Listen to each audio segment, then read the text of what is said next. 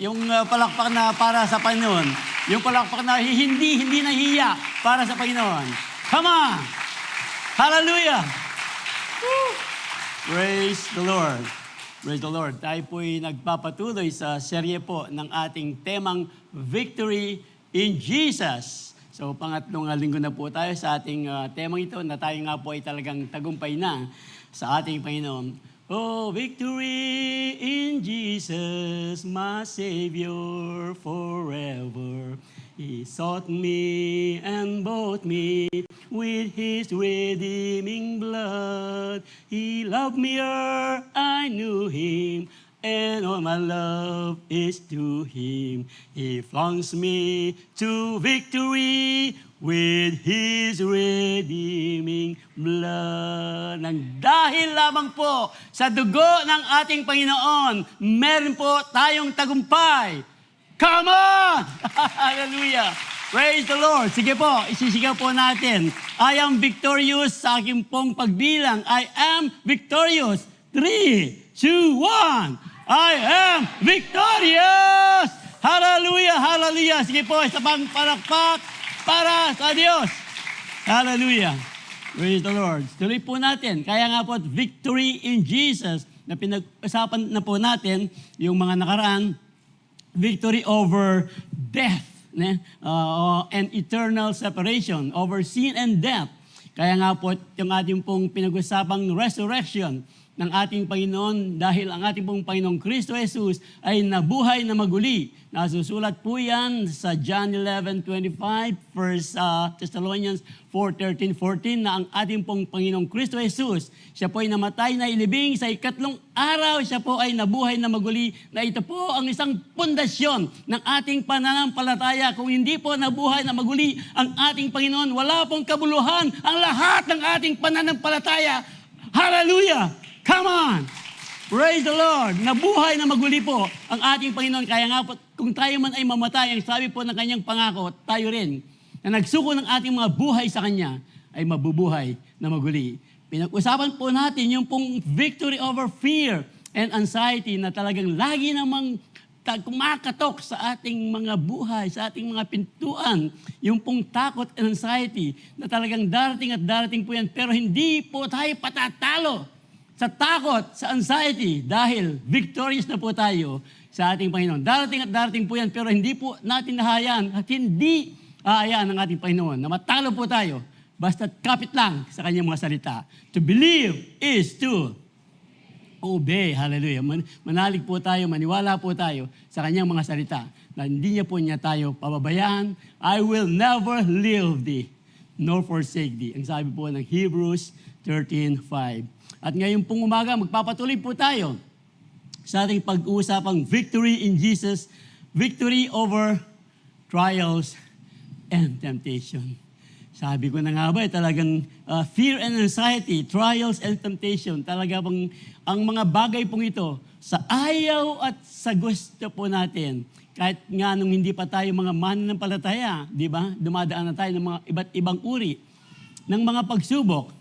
Sino po sa atin ang hindi pa dumaan ng mga pagsubok, mga temptation? Magtaas po ng kamay. Ngayong oras din ito, bibigyan natin sila ng mga pagsubok. Hindi po nagbibigay, ulitin lang po natin, yung mga pagsubok po, hindi po ibinibigay ng Panginoon sa ating mga buhay. Pinapahintulot lamang ng Diyos ang mga trials and temptation sa ating pong mga buhay. Bakit po? Mamaya po, malalaman po natin kung bakit dumarating sa mga mananampalataya ang mga bagay na ito. Pero tingnan po natin, yun po kasing trials and temptation, sa mga ibang salin po, parang parehas lang ang trials and temptation. Ito pong temptation, ang sabi po ng ibang salin kay JB, count it all joy, my brethren, when you fall into diverse temptation. Ang sabi po ng James 1:2. Sa iba namang salin, trials naman to, yung temptation. So para bagang itong trials and temptation ay parehas lang, pero bibigyan po natin ng pagkakaiba. Ito bang trials and temptation, dito po sa ating pag-uusapan ngayong umaga ito, para talagang mas maintindihan natin, ano ba itong trials, ano ba itong temptation, parehas lang ba ito o magkaiba? ang dalawang ito, trials and temptation. Tignan po natin, yung po kasing root nito ay Peirasmos. Sa original Greek po kasi, ito pong in the original Greek of the New Testament, yung pong trials and temptation, gaya ng aking sinasabi kanina, para bagang often indistinguishable as they spring from the same linguistic root. So the difference is not found in the word itself. The difference is not found in the word itself, but in the intent of the one applying it. So, magigets po natin to mamaya sa pagpapatuloy po nating paliwanag bago po tayo dumako sa ating pag-aaralan para po mas maintindihan natin pag dumarating ang mga bagay nito sa ating mga buhay, trials and temptation, meron pala silang pagkakaiba. Meron pala silang pagkakaiba. Ganito po yan. Yung pong primary root nga nito, yung Peirasmos. Yung primary noun use is, ano ba ito? Peirasmos. And its corresponding verb is piraso.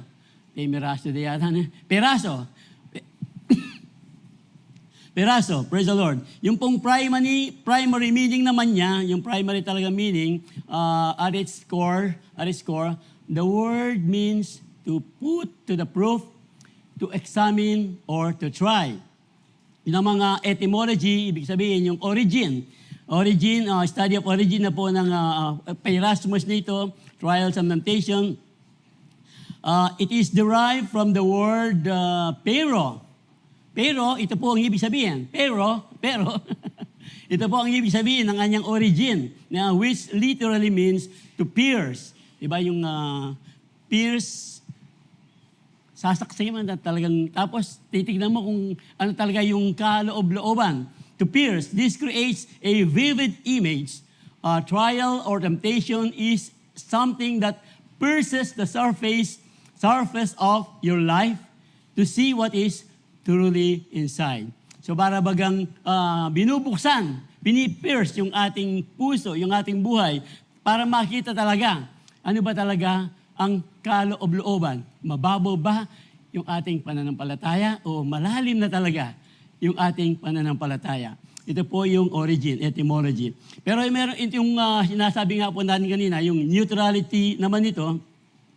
Ang ibig sabihin, yung pong ancient Greek na sinabi po natin kanina, ito pong Septuagint, and the Septuagint, the Greek Old Testament, the word was largely neutral, and it was simply an experiment or test to see how something would hold up under pressure. So nakikita po natin na talagang itong trials and temptation na sinasabi natin kanina, meron pala itong layunin sa ating mga buhay. Talagang pipierce po yung ating mga puso kung gaano na kalalim o mababaw pa ang ating mga pananampalataya na sa pagtatapos po ng ating pag-aaral ngayong umaga, uwi po tayong, alam ko po, ang Diyos po ang siyang magbibigay ng mas lalo pang malalim na pananampalataya sa atin para paglabas po natin, dumating man ang mga bagay ito, meron na po tayong bagong tibay ng pananampalataya. Amen. Amen. Praise the Lord. So yung pong sinabi ko kanina, mga ibang pagkakaiba nito, differences naman niya, yung trials po, external po ito. Trials, external, yung external hardship or difficulties that test faith. Ito po yung mga panlabas, trials, panlabas para po matest yung ating faith, yung ating character, o yung ating perseverance. External, tandaan po natin, external. And then, yung temptation naman to, internal desires. So nakikita po natin. Ngayon, yung trials, external, yung temptation, internal desires, or external enticement that lure us into sin. So yung trials, yung mga external, ano ba yung mga external trials na pwede po nating bigyang halimbawa? Siguro po, madaling-madali yung external na halimbawa po ni Job. Di ba yung pong external trials na dumating sa kanya, namatay, yung kanyang anak, 10, sabay-sabay, na nawala yung negosyo, nagkasakit siya. Ano pang external na trials? Si Joseph, na yung pong kanyang external na trials, siya po ay ibinenta. Remember, ibinenta po si Joseph, tapos nakulong, at marami pa. So yung trials externally Joseph, ay yung pong naibenta siya. Pero ngayon po, bigyan natin ng pagkakaiba yung kanyang trials and temptation. Remember, yung temptation po ni Joseph, nung tinutokso siya ng asawa ni Potiphar. Yun po yung pagkakaiba. Yung trials po, ito po yung internal temptation, internal desires, or external enticement that lure us into it. Talagang hihilahin ka, gusto kang hilahin, tetempt ka ng mundo para po mahulog muli sa kasalanan. So, ganito po ang pagkakaiba ng dalawa. Yung pong trials and temptation. Nagigets po natin yung pagkakaiba. Siguro po, sa ating modern example, yung pong trials, external trials. Kayo po, siguro marami na rin dumating sa inyong trials. Yung pong, minsan, hindi mo naalalaman, what kabud na ka, wala, yung pong kumpanya, nagsara na, wala ka ng trabaho. Diba? O kaya, yung pong lingering illness, na nagkasikit ka, or broken relationship. These are an examples of external trials na dito po sa ating mga buhay. Siguro, naalala ko lang po, kahit po sa ating meron po tayong kapatid dito, yung pong external trials, nawalan siya namatay yung kanyang nanay. Tapos, ilang araw lang, namatay yung kanyang tatay. Kagaya po ng aming pinag-funeral, 93 years old na nanay, umuwi po yung kanyang anak galing Amerika. So, nailibing po, pinag-funeral natin. Habang handito po siya, supposedly, uwi daw po siya kahapon.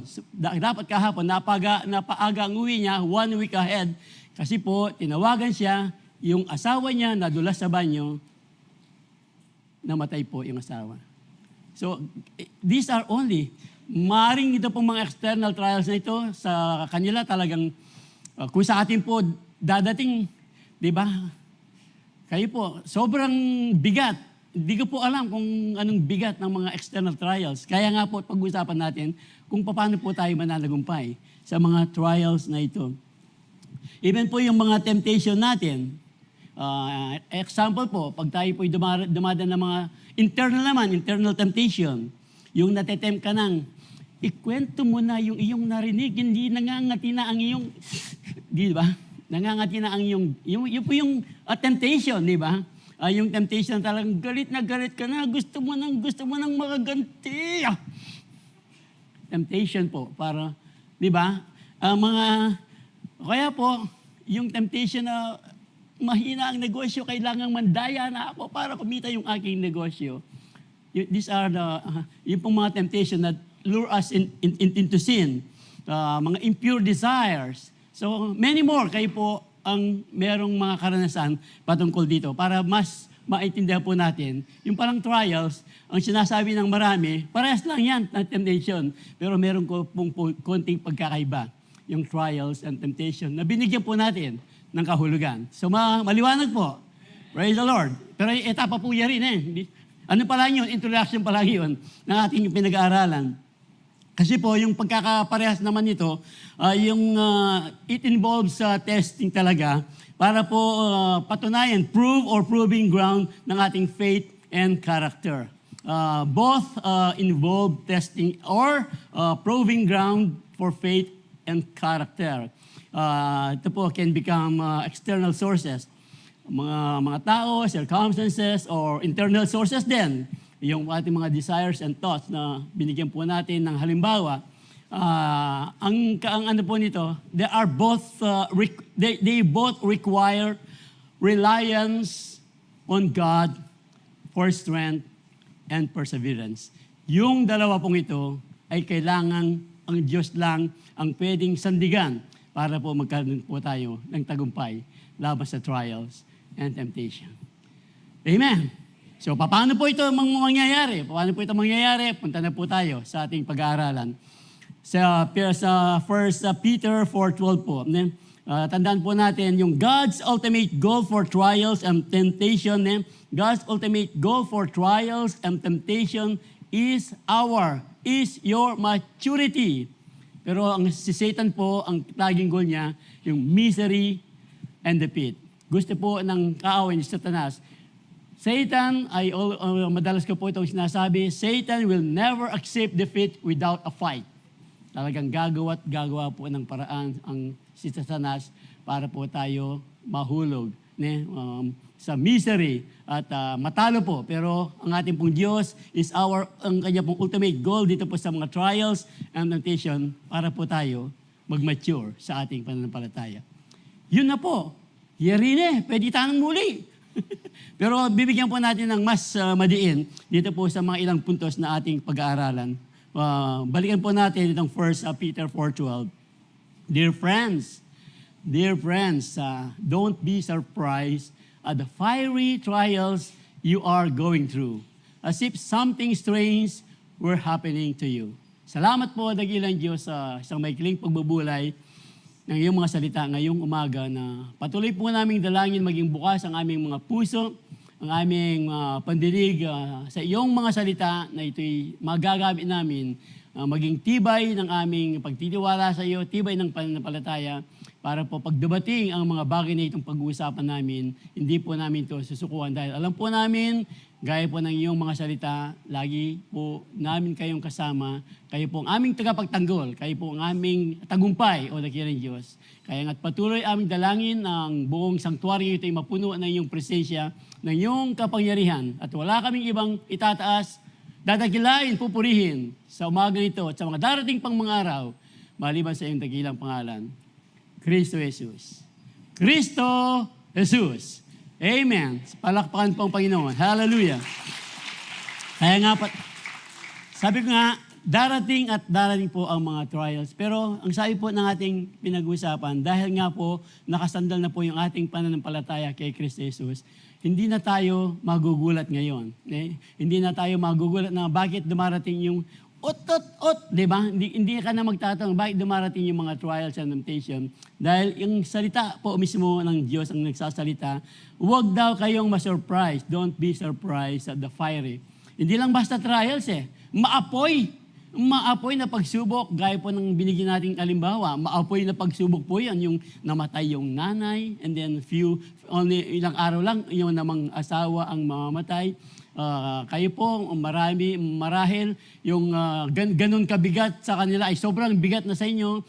Marahil yung mga iba naman, mababa lang, pero sa iba, di ba? Iba-iba po yung level ng ating pananampalataya. Nonetheless, ang sayo po ng sasalita ng Diyos, huwag daw tayong masurpresa sa mga bagay nito dahil ang mga bagay nito ay meron pong dahilan. Sabi nga ng ating sinabi kanina, yung pong ultimate goal ng mga yan ay para sa ating pong maturity.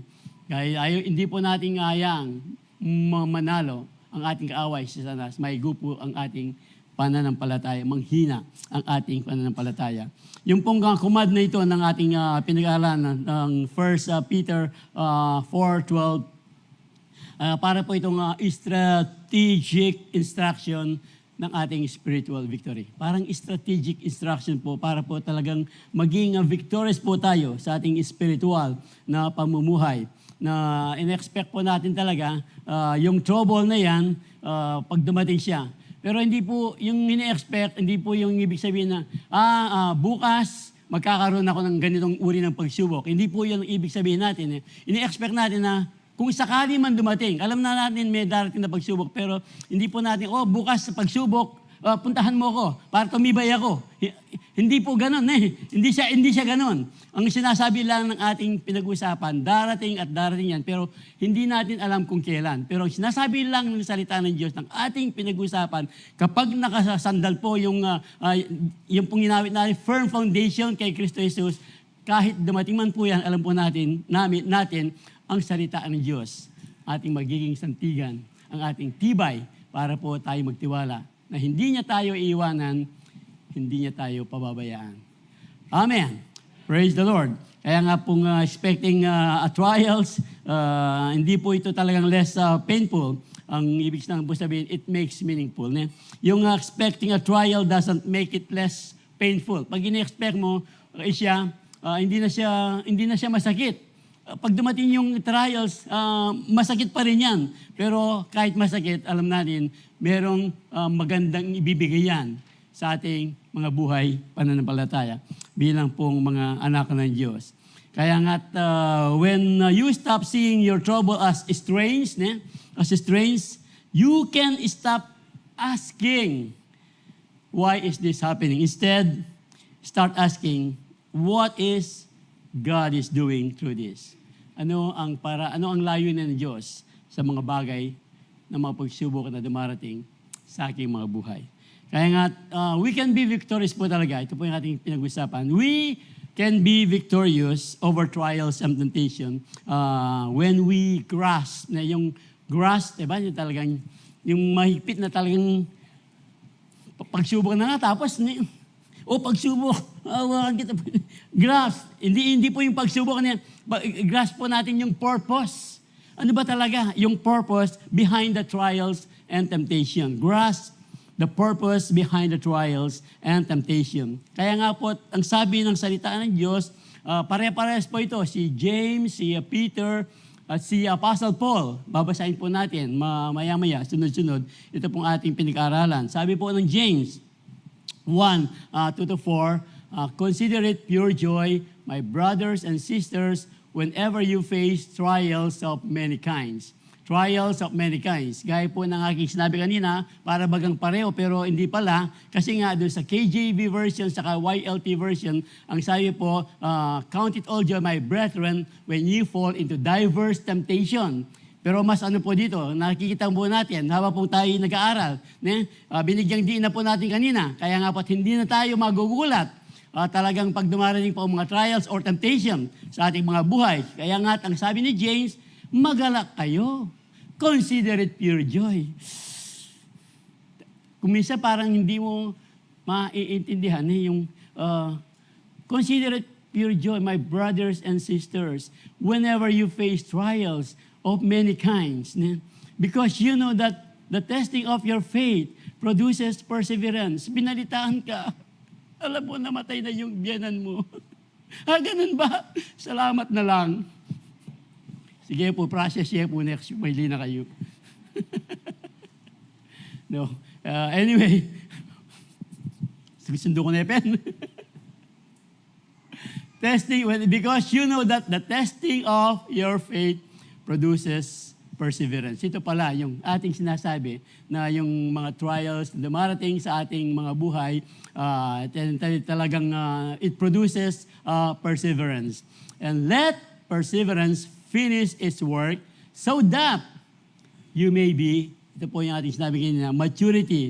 Temptation is your maturity. You may be mature and complete and not lacking nothing. Not lacking nothing. Kaya nga po, paghanda po tayong lagi, pag dumarating yung mga pagsubok sa ating mga buhay, at pag yung ginrasp natin yung purpose nito, ito po yung magbibigay sa atin ng kagalakan na meron pala itong layunin para patibayin lamang, palaguin yung ating pagtitiis, yung ating pagbabata, dahil tetest pala nito. Kaya nga, first, yung ating puso, kung gaano na kalalim yung ating pananampalataya. Kung mababaw pa yan, yung pong ating pag-aaralan ay mas lalalim po ngayon yung ating pananampalataya sa pagtatapos po ng ating pag-aaral ngayong umagang ito. Kaya nga, magiging daw po tayo, mature and complete, lacking nothing. Yung pong victory over trials and temptation, hindi po ito ibig sabihin na wala ng trouble. Victory over trials and temptation, hindi po ito ibig sabihin is not found in the absence of struggle. Victory po, kaya nga victory Kung walang struggle, paano ka, di ba? Kaya nga may victory Pag walang struggle, paano ka mananalo? Kung walang laban, kung hindi ka makikipaglaban, paano? Kahit sasabing nasa iyo na lahat ng advantage doon sa isang laban. Halimbawa, sa competition, nasa iyo lahat ng advantage. Talagang alam mong mananalo ka, pero pag hindi ka naman dumating doon sa laban, hindi ka pa rin mananalo. Ito po ang ibig sabihin. Yung pong mga struggle na yan, hindi ibig sabihin na absence of struggle para po tayo. Kaya nga, mananalo Kaya nga, trials and temptation, para tayo manalo, dadaan tayo ng mga trials and temptation. Otherwise, paano po tayo mananalo? Nasusunan po yung ating pinag-aaralan. yung pong realization talaga natin na ito po yung magiging dahilan para lalo po tayong ma-transform, mas tumibay yung ating pananampalataya. Hindi po matamis, pleasant. Pero pag ang ano naman ito, pag lumago tayo ng ating pananampalataya, priceless po ang bigay nito sa ating mga buhay pananampalataya. Kaya nga't by choosing to see trials as necessary friction that builds endurance, ito po, we will stop being a victim of our circumstances and start becoming a person who is mature, complete, and unshakable. Yun po yung tinuturo ng ating binasa. Ng purpose po ng trials, dito po sa ating binasa, James 1:4, yung pong purpose talaga niyo, yung itetest po ang ating buhay, testing produces perseverance. Yung po ang purpose. At yung pinaka-ultimate goal po ng ating binasang James 1:4, to be mature and complete, lacking nothing. Amen.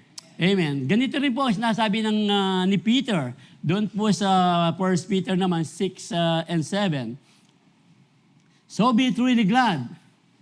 Saan po? Be truly glad. There is a wonderful joy ahead. So, kuminsan talaga parang hindi mo maintindihan. Pero base po sa ating mga introduction ngayon mas naiintindihan na natin. Habang binabasa po natin, pinag-aaralan natin ang salita. So, be truly glad. There is a wonderful joy ahead, even though you must endure, ito po, you must endure many trials for a little while. So talaga pong merong mga trials, even though you must endure many trials for a little while, ang sabi po ng salita ng Diyos, these trials will show that your faith is genuine. Genuine or genuine? Either of the two, well do. Sabi nga ni Bishop. Either of the two, well do. Anyway, these trials will show that your faith is genuine. Genuine. It is being tested as fire tests and purifies gold. Though your faith is far more precious than mere gold. Ito pala. Ito po ating pag tayo dumadaan ng mga pagsubok, makikita po talagang tunay, puro. Yung ating pananampalataya, tinetest po yan parang ang ginto daw. Pag tinetest, alisin yung mga impurities sa ginto para makita talaga na tayo nga ay puro. Na talagang na-pierce yung ating puso, ang ating pananampalataya. At pag na-pierce na po yan, lilitaw ang isang purong ginto na pananampalataya. At yung ating pong pananampalataya, ang sabi po ng salita is far more important. Sa ibang salin po, sa matandang salin, your faith is far more important to God. Mas tinitingnan po ng Diyos ang ating pananampalatayang matibay kaysa sa mga ginto daw. Kaysa sa mga ginto, far more precious than gold, mere gold. So, when your faith remains strong through many trials, ito pala, pag talagang hindi po tayo bumigay sa ating pananampalataya, when your faith remains strong through many trials, it will bring you much praise and glory and honor on the day when Jesus Christ is revealed to the entire world, to the whole world. Come on! Hallelujah! Dito pa lang po sa talatang ito talagang binibigyan na tayo na talagang buhay na pag-asa na yung palang mga trials na yan ay talagang mas bibigyan po tayo ng pagkakataon. May pakita natin sa mga tao, at higit lalo sa Diyos dahil tinitignan po ng Diyos ang ating pananampalataya. Di ba? Yung mga tao, makikita po nila ang tibay ng ating mga pananampalataya pag dumarating po tayo ng mga pagsubok. Tapos makikita nila, bakit? Hindi ka naman, yung pong, bakit meron kang kapayapaan? Bakit meron kang gagalakan? Alam ko, ang dami mong pinagdadaan ng pagsubok. Hindi ba? Ito makikita po ng mga tao na tayo nga ay tunay na kay Kristo kahit dumadaan po tayo ng mga pagsubok. Hindi po tayo nagko-complain. Hindi po tayo nagtatanong sa Diyos, bakit? Ang alam po natin, pinapahintulot lang ng Diyos yan para tumibay, lumago ang ating mga pananampalataya. Amen. Sige po, palakpan pang muli ang ating Panginoon. Hallelujah. Praise the Lord. Kaya nga po, ito pong gintong ito yung parang refiner's fire. naaalala ko lang po ang kwento ni Bishop. Remember ko, yung may iba siguro narinig na ito. Ang ginto raw, pag ibinabad mo sa suka, pag umitim yung suka, puro ang ginto. Yun po ang kwento ni Bishop. Tapos, pag binabad mo naman sa suka, pag umitim yung ginto, puro ang suka.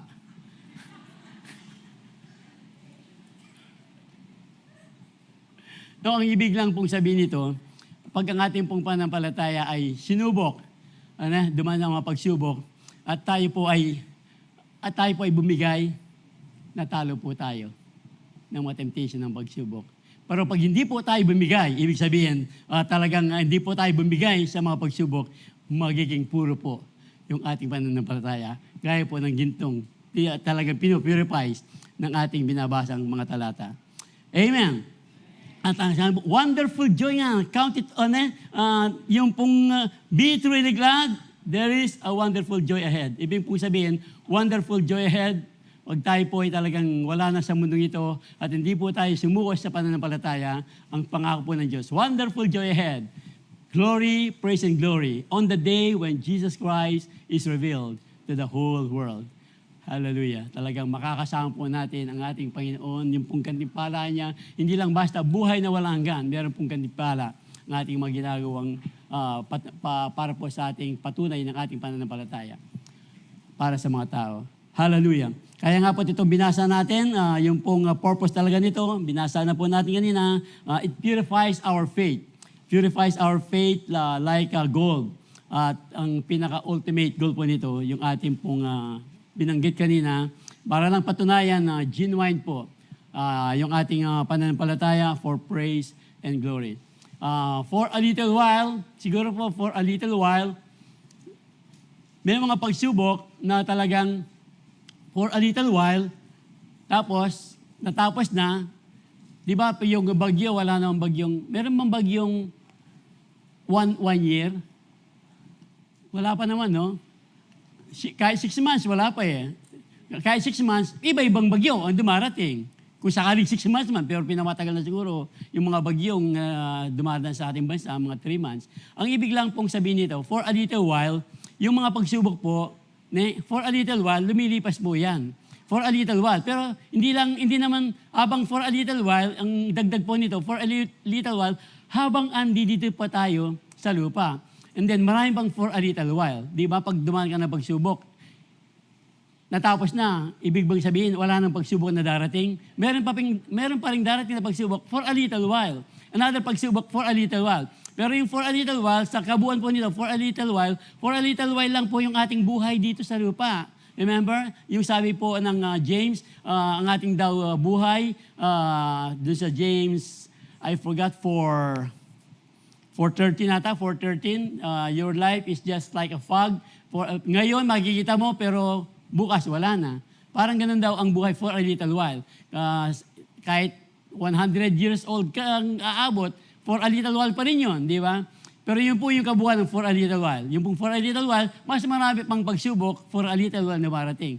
Natapos yung pagsubok, pero hindi mo inaasahan. Minsan talagang malaki, tapos meron pang mas malaki, Panginoon, sasabihin pa natin, hindi ko na kaya ito. Panginoon, alam ko, meron kang layunin sa pagsubok dito. Magtitiwala pa rin ako sa iyo.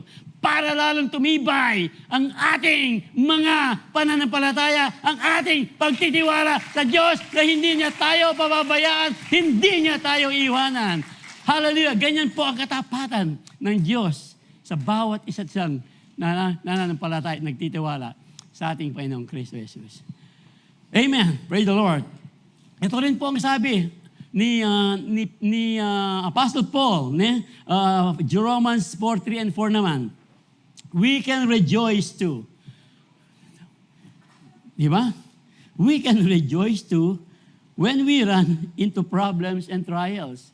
So dito pa lang po ang dami na po nating binasang talata na talagang magiging daan na po ito para lalo pa tayong magtiwala sa mga salita ng Diyos, sa kanyang pangako. For when we run into problems and trials, for we know, we can rejoice too when we run into problems and trials, for we know that they help us develop endurance. Ito pala yun. Madedevelop pala yung ating endurance. And endurance, hindi lang madedevelop yung endurance, dedevelop po yung strength ng ating character. Yeah? At yung pong character strengthens our confident hope of salvation. Natin pong sinabi kanina na pag hindi po tayo sumuko, yung pong ating pag-asa ng kaligtasan na ang ating pong Kristo Jesus ay nabuhay na maguli. Kahit po iba't ibang pagsubok pa yan ang dumating sa ating mga buhay, tayo rin. Pagdating ng takdang araw, kung iiwanan na natin ang mundo ito, tayo rin po. Yung pong hope of our salvation, mabubuhay din po tayo maguli. Amen. Kaya hindi po matatapos ang mga pagsubok hanggat hindi po tayo kinukuha ng kamatayan. Pero huwag po tayong susuko. Huwag po tayong susuko dahil pangako po ng salita ng Diyos. Blessed is the man that endureth temptation or trials, for when he is tried, he shall receive the crown of life which the Lord hath promised to them that love Him. James 1:12. Yeah, James 1:12, yan po yung sinasabi ng James 1:12. Siguro po ulitin natin mamaya yan. Bago po tayo magtapos, balikan po natin yung James 1:12. Ang ano lang po dito, yung ating pinag-aralan, yung purpose talaga, siguro po, balikan natin yung purpose ni James. Kanina po, yung purpose po ng testing produces perseverance at yung ultimate goal, to be mature and complete in nothing. Yung sa Peter naman, yung purpose, purifies faith like gold. Purifies faith like gold. Yung pong purify nito, yung mga pagdududa, inaalis po. Yung purifies faith, yung pagdududa, yung takot, yung anxiety, pinupurifies po yan, hindi lang basta inaalis, nananagumpay, pinupurifies. Kasi po, Panginoon, alisin mo yung pagsubok na ito sa aking buhay. Hindi po ganon ang paraan ng Diyos. Panginoon, ano po ang layunin mo? Bakit ako dumadaan ng mga ganitong pagsubok? Ituro mo po sa akin na ang mga iyong gustong mangyari. Kaya nga po, faith is complete when it's pure without any mixture. Faith is complete when it's pure without any mixture. Yung mixture po, ano po yung mixture? Mixture ng pagdududa, mixture ng takot, na sinabi na po natin, pinag-aralan natin, nagkakaproblema po, nami-mixture po ng ganitong bagay pag ang faith po talaga ay nawawalan ng puro sa kanyang pagiging ginto. Anyway, tuloy po natin yung kay Paul naman, yung the purpose ng kay Paul para po ma-develop yung endurance and character na binasa po natin sa ating talata. At yung pong talagang ultimate goal nito is to strengthen a confident hope in salvation. So, yung pangalawa po, we can be victorious over trials and temptation. Ang kailangan lang po natin, ask wisdom. Ask for wisdom para po tayo mag-rise above. Sinabi na po natin kanina, ulit-ulit, Panginoon, ano ba talaga, ano po ang layunin ninyo dito sa mga temptation, trials na dumarating sa ating mga buhay. Kasi po yung pong wisdom ay isa pong ultimate line po ng ating defense, ang ating source of strength pag dumadaan po tayo ng mga trials, fiery trials nga ang ibig sabihin. Ang ibig pong sabihin. Amen. Kaya nga po at ito yung sinabi, bilin po ng Proverbs, get wisdom. Proverbs 4, 5, and 6. Get wisdom, get understanding, do not forget my words or turn away from them. Ang wisdom po natin, mababasa po natin yan, ang mga salita ng Diyos. Get wisdom. Saan po tayo get wisdom? Sa mga tao sa labas. Unang-una po, ang wisdom po ay ang mga salita ng Diyos. Get understanding.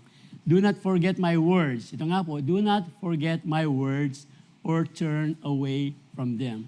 Turn away from them.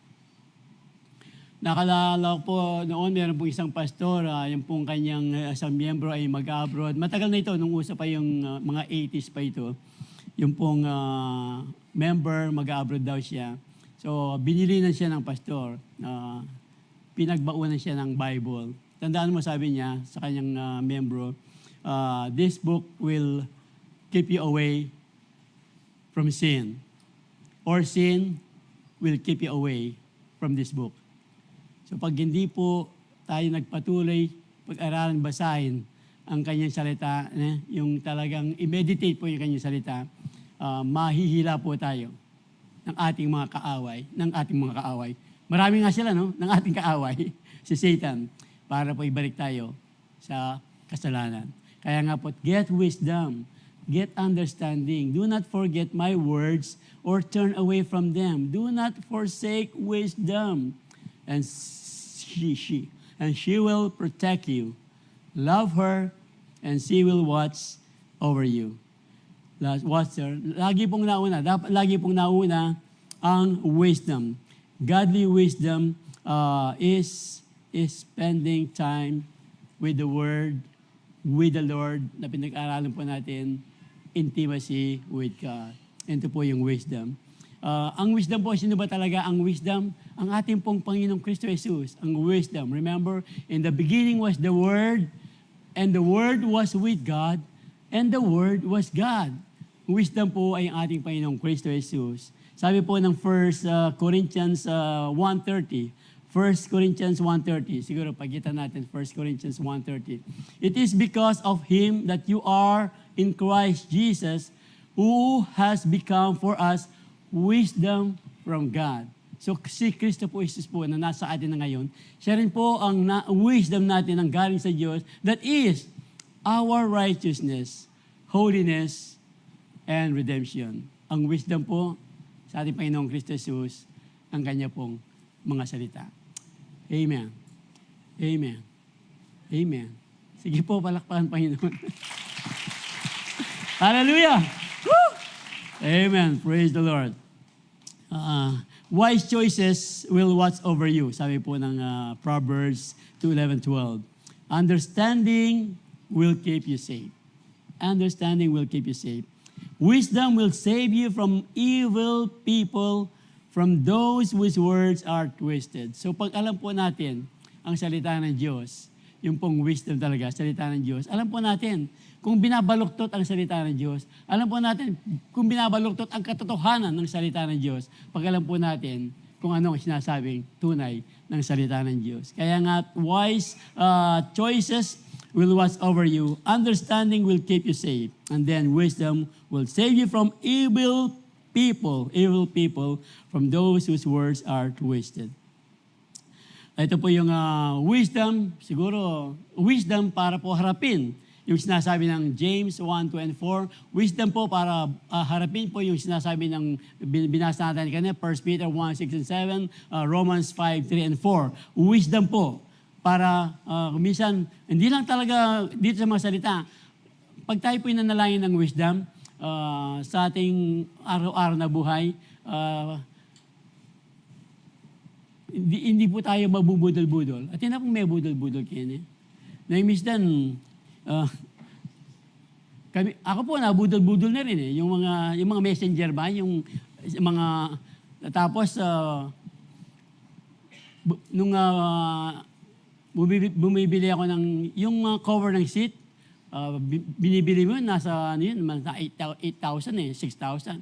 Tapos meron ang ganda, 1,500 lang daw.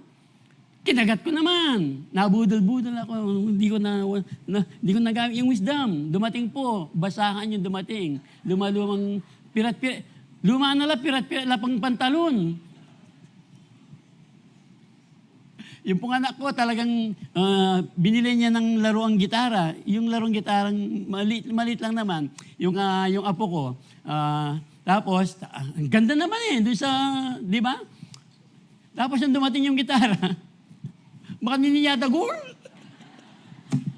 Budol.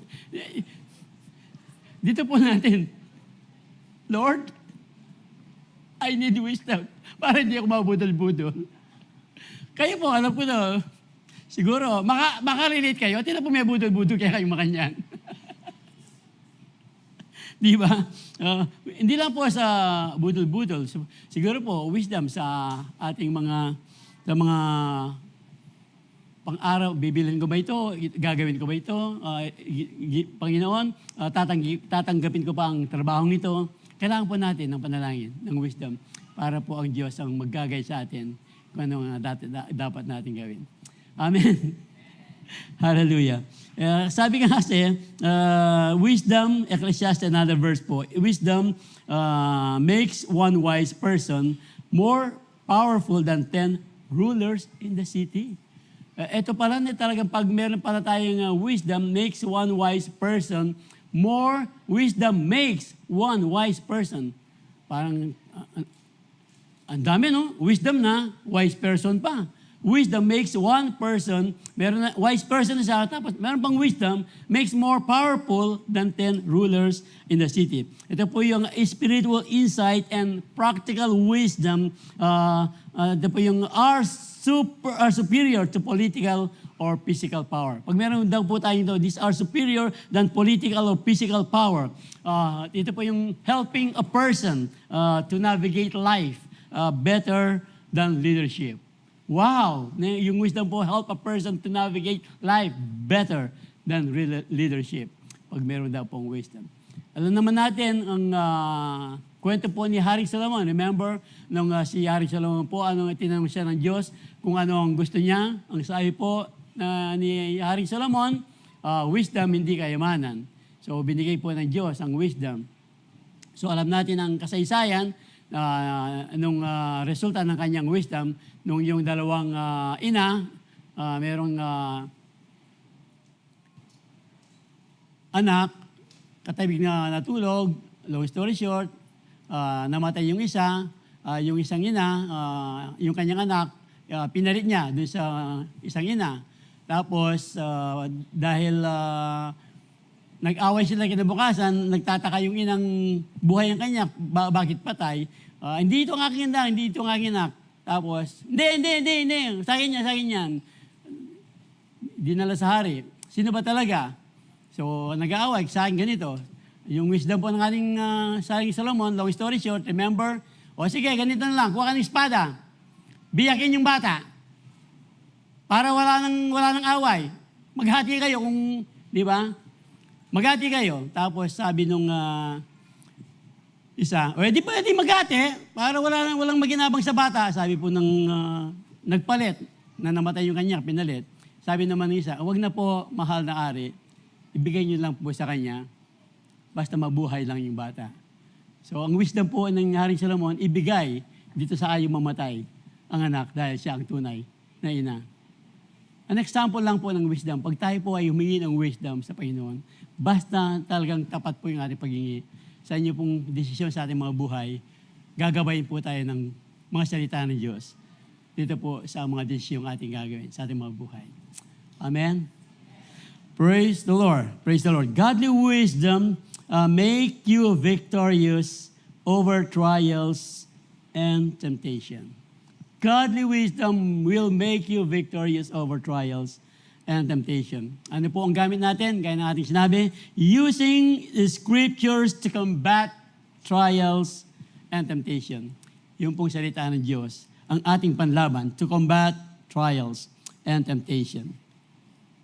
So, combat trials and temptation, pag meron po tayong temptation sa pera, ano po yung ating pangkumbat? Salita ng Diyos. 1 Timothy 6:10, the love of money is the root of all kinds of evil. Di ba? Ang sabi po ng Hebrews 13:5, huwag daw nating mahalin ang pera, be content. Be content. I will never leave you nor forsake you. Sabi po ng Hebrews 13:5. Keep your lives free from the love of money and be content with what you have because God said, I will never leave you nor forsake you. Kasi nga, yung 1 Timothy 6:10, ang sabi, for the love of money is the root of all kinds. This is only one example among the wisdom na binibigay po ng salita ng Diyos. Kaya nga, we can be victorious over trials and temptation. Yeah? Yung pong una, if we grasp the purpose behind the trials and temptation, ask for wisdom to rise above trials and temptation. At yung pong panghuli, stand firm and resist giving into trials and temptation. Stand firm. Christ is my firm foundation. Si Kristo Jesus ang kanyang salita, ang ating pong firm foundation. Standing firm against trials and temptation, ito po involves relying on God's strength. Alam na po natin, yung ating mga spiritual armor, resisting the devil through faith, according to Scripture.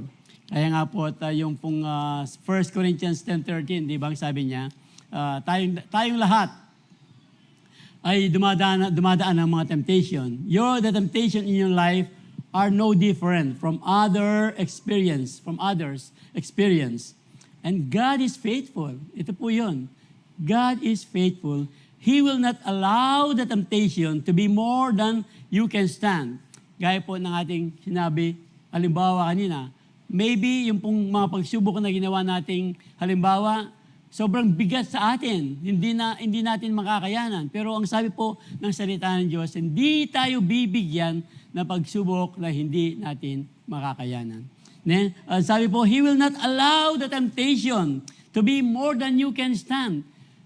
Kagaling na po talaga ng Diyos. Dadaan tayo ng lahat ng mga pagsubok, pero pag pinapahintulot pala ng Diyos yung mga pagsubok na yan, alam ng Diyos kung ano yung kakayanan natin. Alam ng Diyos yung sa Kanya, siya matibay sa pananampalataya, kaya na niyang dalhin yun. Pero sa atin mga bago-bago pa, ito pa lang yung kaya natin. Parang siguro yung mga nag-exercise sa mga dumbbell, siguro yung mga 5 pounds pa lang ang kaya nila. Parang pag matagal ng nag-exercise ng 5 pounds, parang wala lang. Dagdagan natin. 10 pounds na. Dagdagan natin. Di ba? Yun po yung ating pinag-aralan. Yung pong, parang nakakatakot. Lord, ganun ba talaga? Huwag na ako din sa 5 pounds.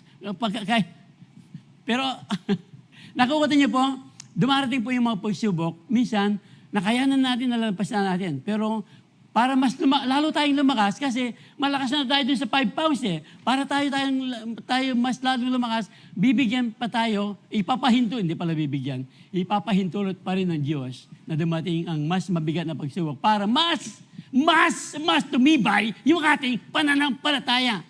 Amen! Amen! Hallelujah! Kaya nga, the temptations, praise the Lord, the temptations in your life are no different from others' experience, and God is faithful. He will not allow the temptation to be more that you can stand. When you are tempted, He will show you a way out so that you can endure. Pero He will show a way out so that you can endure. So, pag tayo po ay talagang natitempt at meron ng binigay na way out ang Panginoon, grab na natin po yung way out. Na sabi nga ng ating senior pastor gabi, yung isang halimbawa po. Halimbawa, talagang nakilala mo ang Panginoon and you were in a wrong relationship na makilala mo ang Panginoon. Talagang gusto mo nang makawala sa ganitong, dahil gusto mo talagang tumibay inyong pananampalataya. Kaya lang, paano kaya? Tapos biglang gumawa ng way out ang Panginoon. Yung ka-relationship mo, ginhosting ka na. Di ba? Tapos, pag ginhosting ka na, huwag mo nang hanapin. Yun po, way out na yun eh. Ginhosting ka na. Ay, para magkaroon kami ng magandang closure. Hindi mo way out na nga yun. Ano lang yun, simpleng halimbawa lang yun. We have different kinds of mga siguro po. Basta, iba-iba po yung pagsubok at pag nagbigay na po ng way out ng Panginoon, grab that opportunity. Grab that opportunity po. Pag nagbigay na po ng way out ang ating Panginoon. Victory po is guaranteed. Basta magtiwala po tayo sa ating Panginoon, sa kanyang masalita. Kaya nga, be alert talaga. Be alert. Yeah? Ayun pong ating kaaway. Your enemy, the devil, prowls around like a roaring lion. Mamatakot yan mo po. Pag natakot ka naman, ayun, matatalo ka. Pero he is only like a roaring lion looking for someone to devour. Resist him. Standing firm in faith. Resist the devil, standing firm in faith. Because you know that the family of believers throughout the world is undergoing the same kind of suffering. Bakit ako mas ganito yung aking pagsubok? Bakit ako ganyan-ganyan? No, resist him. Pinapaisip lang ng kaaway yon na talagang kinukumpira mo ang iyong suffering sa mga iba. Merong iba-ibang suffering po ang bawat isa't isa, ibang level. Pero ang sabi po ng salita niya, resist him, stand firm in faith because you know that the family of believers throughout the world nga, hindi lang throughout Calvary, throughout the world, dumadaan ng mga iba't ibang uri ng pagsubok. So, ay yung mga disciples nga, yung mga apostles, even Christ himself, Matthew 5:12 ba yung 5:12? Yung dumadaan daw ng count it all joy, rejoice and be glad. Ayan, tama. Kita ako makalawit, yung palagay niyo. Rejoice and be glad, because great is your reward in heaven. For in the same way, they persecuted the prophets who were before you. Kung yung mga propeta nga, yung mga naunang mga mananampalataya, talagang dumaan ng mga iba't ibang uri ng pagsubok, tayo pa ang hindi dadaan ang mga pagsubok nga natin, hindi nakagaya ng mga dinaanan nila eh. So tayo po ngayon, kaya ang sinasabi lang, magpakatibay daw tayo sa ating mga pagsubok na yan, dahil pagdating ng takdang araw, talagang mananagumpay po tayo, ang pangako po ng Diyos, makakasama natin siya sa buhay na walang hanggan. Amen. Kaya when we submit, ito lang po, always, resist the devil, yes, but when we resist the devil, we have to make sure that we are submitting ourselves to God. Submit yourselves then to God. Resist the devil. Resist the devil and he will flee from you. Then, lagi nating sinasabi yung awit na, di ba? Sino pong may awit na? Si Dulce Amor ba? Yung mga kagaya kong mga sinyo. O tukso, layuan mo ako, kay rami ng winatag na tahanan. Tapos, di ba? Hindi po lalayo ang tukso. Tayo resist the devil. Pag andyan na yung tukso, tapos, di ba, magbibigay daw ng way out. Pag natetempt daw tayo, ang pinag-usapan natin, 1 Corinthians 10:13, magbibigay daw ng way out ang Panginoon. Hindi natin pupulaan ng tukso. Resist the devil, and he will flee from you. Praise the Lord. Yung po victory over trials sa temptation po, talagang ma-achieve po yan, dual action. Yung pong submission sa ating Panginoon, yung an active resistance. Submission to God with an active resistance. Kasi pag nag-submit ka sa God, pero hindi ka naman nagre-resist, hindi ka naman lumalayo, mawawala ng saysay po yung ating pagsasubmit to God. Kaya nga, dalawa po yan. Resist the devil and then active resistance. Submission to God and active resistance. Amen. Kaya nga, we need to continue po to submit to God in resisting the devil. And you will always be victorious over trials and temptation. Woo! Sige po, palakpakan ng Panginoon. Hallelujah. Praise the Lord. Ito po yung victory over trials and temptation. So, siguro po, babalikan ko lang yung pong ating sinabi kanina. Ano pong uri, ano pong level na yung mga trials and temptation na dumarating sa ating mga buhay? Baka matempo tayong mag-give up o mas panghawakan po natin yung mga talatang ating pinag-aralan kanina. James 1:4, 1 Peter 1:6-7, Romans 5:3 and 4. Dito po lahat na. Alos ugnay-ugnay po ang mga ito para po maging mas matibay yung ating pananampalataya. Kaya nga, ano po yung mga pagsubok na dumarating sa inyong mga buhay? Maapoy ba ang mga pagsubok na yan? Mga pagsubok na yan? Ang sabi po ng salita ng Diyos, pag dumarating po yan, ano po ang inyong gagawin? Ano ang ating gagawin? Nasa pinag-aralan po natin, grasp the purpose behind trials and temptation. Praise the Lord. Ask for wisdom to rise above trials and temptation. Stand firm. Resist giving in to trials and temptation. pwede po itong mangyari. Ang sabi po ng salita ng Diyos. Basahin po natin muli yung pong James 1:12. James 1:12. Blessed is the man, blessed is the one who perseveres under trials because having stood the test.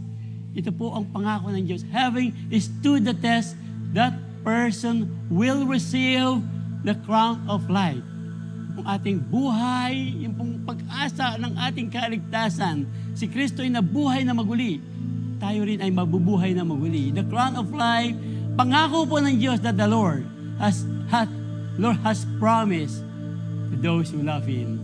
To those who love, to believe is to obey. Loving the Lord is obeying the Lord. The one who is victorious will, like them, be dressed in white. I will never blot out the name of that person from the book of life, but will acknowledge that name before my Father and His angels. Hallelujah. Hallelujah. Hallelujah. There is a problem that need to resist. And there is a problem to be victorious. Kaya nga, ano man po yung ating mga pagsubok na yan? Ano man po yung ating mga pagsubok na yan? Kanino po yung ating foundation? Kanino po yung ating foundation? Kanino ang ating foundation? Kay Kristo lang! Hallelujah!